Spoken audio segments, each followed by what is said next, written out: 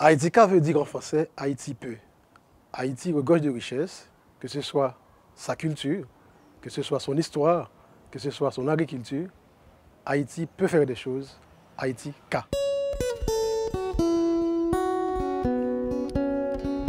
Je suis agronome de formation et j'ai travaillé dans des filières agricoles en Haïti, et notamment dans le cacao. Et avec le cacao, j'ai fait beaucoup de voyages, de formations et d'échanges dans les pays d'Amérique latine. Et à la suite de ces voyages, j'ai constaté que le cacao d'Haïti, malgré le fort potentiel du verger haïtien en termes de variété d'exception, que l'origine Haïti est très peu connue sur le marché international du cacao de qualité. J'ai constaté aussi que la filière de cacao souffre à plusieurs niveaux de déficit de technique, ce qui engendre un manque à gagner énorme pour tous les acteurs. J'ai donc décidé de proposer ce nouveau modèle d'entreprise, Haïtika, un modèle qui vise la valorisation d'une ressource locale en associant la science, en associant la technique, l'efficience, l'engagement citoyen, le tout avec comme finalité de faire rayonner le cacao d'Haïti sur le marché international de qualité et aussi créer de la richesse dans l'économie nationale. Pour Haïtika, nous travaillons sur l'intégralité de la filière, depuis la sélection et la multiplication des variétés de cacao, la production de biofertilisants, l'accompagnement des paysans dans la gestion écologique de leurs jardins créoles cacaoyers, l'achat aux producteurs suivant des conditions justes et équitables leur production de cacao, et nous assurons aussi la fermentation et le séchage du cacao suivant des méthodes rigoureuses et naturelles permettant le maintien des arômes originels des fèves et des terroirs. Pour faire tout ça, nous développons des partenariats avec des centres de recherche et de formation des Caraïbes, d'Amérique centrale, d'Europe, d'Amérique du Nord, pour renforcer les compétences internes d'Haïtika et des compétences nationales. Nous travaillons aussi avec la coopération internationale pour développer de nouveaux terroirs cacaoyers, jusque-là non valorisés en Haïti. On va dans des poches de cacao, dans des petites zones où il y avait du cacao dans le temps, mais qui n'était pas trop valorisé. Donc on va à la recherche des terroirs, des micro-terroirs, dans des zones très très reculées, où on va chercher des cacao sauvages, des cacao très très très anciens. Et ça a été vraiment une étape importante dans le processus de mieux valoriser des productions qui existaient avant.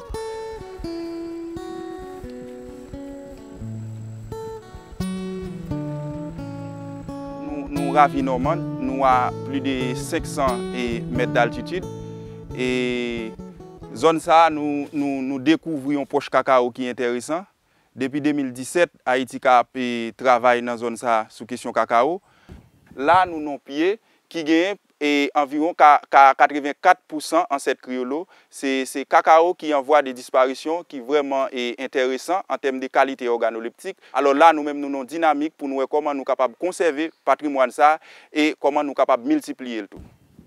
Alors, la différence qui gagne dans le cacao criollo avec le cacao traditionnel, c'est que le cacao criollo, là où vous cassez, où une fève là, les blanches. Donc on a fait un travail de sélection, de présélection de ces arbres, de ces individus qu'on appelle cacao élite, mais en créole maman cacao. Un cacao qui est à la fois a un potentiel aromatique, il est productif et il est résistant aux aléas climatiques et aux maladies. On les a suivis pendant 2 ans et ceux qui étaient les plus réguliers durant la période, on les a sélectionnés pour multiplier ensuite en pépinière.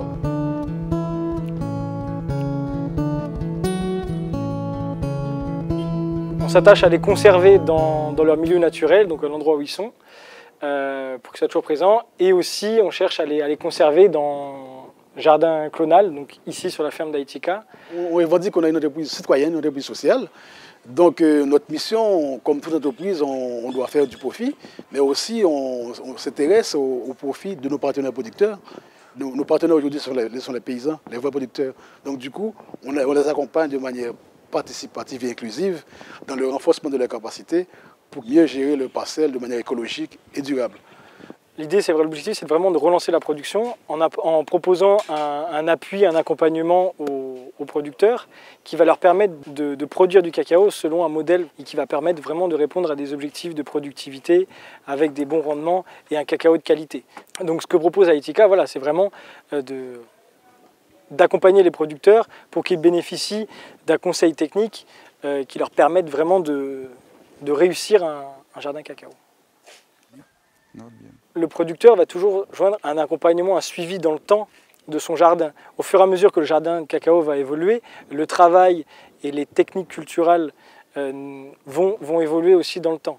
La taille, l'entretien de la parcelle, la gestion de la lumière, tout cela va évoluer dans le temps et Aitika propose ce service d'appui conseil aux producteurs dans le temps. Cacao, il participe dans le reboisement pays. Nous plantons cacao dans un système agroforesterie. Ça veut dire nous faisons association qu'il dit là-dedans. Il va y avoir quand même les premières années où le producteur va bénéficier, où ce sont les autres espèces, type la banane, la papaye, l'igname, le pois Congo ou le manioc, qui vont assurer la rentabilité économique pour le producteur. Les techniciens ont une capacité pour analyser, pour diagnostiquer et parcelle là et puis tout, garder jardin ou bien garder pied cacao pour dire mais qui intervention est capable de faire. Tant que criollo ça, son cacao ancien testament, c'est pas tout le monde qui gagne. Ils viennent rentrer, ils font nettoyage. Ils font nettoyage. Ils viennent avec un groupe technicien, ils commencent à couper, mais mettre jardin tout présent. Cacao vient régénérer. Juste en attendant, cacao vient entrer dans le don, ils viennent fleurir, ils viennent battre bon Jean Cabos. Ils commencent à donner depuis à terre, arriver jusqu'en l'air. C'est dans la récolte là, nous allons là, première récolte là, quand on passe, qu'on y a une deuxième récolte. Ils sont là, qu'on y a nous allons récolter en pile cacao. C'est important pour l'espace laboratoire, c'est parce que nous avons besoin qu'on ait quelle quantité d'éléments qui sont disponibles dans le sol là, nous même quantité qui manque pour nous capoter pour plantes là. Pour chaque bénéficiaire, juste pour gagner une plus bonne production cacao, pour production en tout, les cas augmenter. Pour l'instant, nous gagnons production de 2 à 3 biofertilisants. Nous gagnons vermicompost, nous gagnons bokashi et nous gagnons un mélange de vermicompost et bokashi que nous relèvons vermiboka. Donc, il y a une chose qui fait nous plus quoi dans biofertilisant, c'est que les biofertilisants n'ont pas un impact négatif sur le sol là. Donc, c'est des éléments qui font partie intégrante du sol là, qui dégradé dans le temps aussi.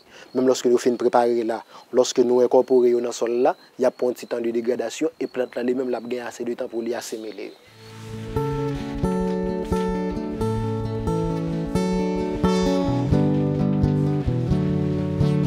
Ça, nous avons aussi des bacs de fermentation.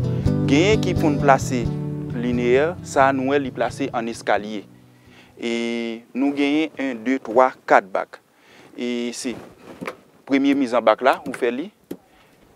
Après 40 heures, on fait premier brassage, on fait transvasement de un bac à l'autre, on traverse des bacs ça pour descendre dans le bac ça. 72 heures, deuxième brassage, on fait même bagaille, on traverse des bacs ça avec bac ça. Et ensuite, si tu as des problèmes, tu as l'arrivée là, où tu as une température au-delà des 50, ou capable de faire une intervention rapide ou mettre dans le 4e bac là. Ça permet de nous prendre l'acidité cacao et ça permet de nous prendre la température de la mise en bac. Et l'objectif séchage là, c'est pour réduire le cacao à un taux d'humidité de 7%. Nous entrons toutes données ça, nous dit cacao ça li fin séché, mais nombre de jours passés dans séchage, mais nombre de jours passés dans fermentation. Nous remplis tout un ensemble d'informations pour permettre et moun qui pral acheter l'eau cacao ça gagne traçabilité sur l'eau. Et pour nous voir comment nous capable améliorer la qualité ça n'a fait et pour Haïti capable prendre place li dans le marché mondial cacao.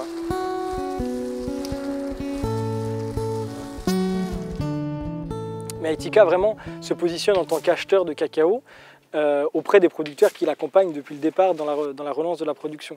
Donc ce qui garantit aux producteurs un débouché dès le départ. Donc ce qui est intéressant pour le producteur, c'est qu'il commence avec un jardin de cacao et il sait déjà que dès qu'il aura une production de cacao, il aura déjà un acheteur. Donc Aitika se positionne en tant qu'acheteur pour acheter le cacao, le fermenter, le sécher pour après l'exporter. Aitika servi avec nous d'une façon. Cela veut dire que après récolte là, si cacao a année a 2 récoltes là-dedans, nous finissons que tous 2 récoltes là, même côté là, il y a un pourcentage cob qui est le retourne. Là nous arrivons dans fin année Aitika fait fête pour nous Après, il fin fait fête pour nous et puis il baille chaque monde une enveloppe riche-toune. Cela veut dire que pour jouer une cob pour servir la caillou en janvier. Notre cacao, c'est le fruit d'un modèle vertueux où la responsabilité sociale, la responsabilité environnementale sont au cœur de l'action. C'est pour ça d'ailleurs que nous travaillons avec des acteurs de la filière, nous travaillons avec des universités, nous travaillons avec l'État pour que tout le cacao produit en Haïti soit compétitif sur le marché international de qualité. On est convaincu qu'avec l'engagement, qu'avec la synergie de tous, Haïti peut faire des choses. Haïti, K.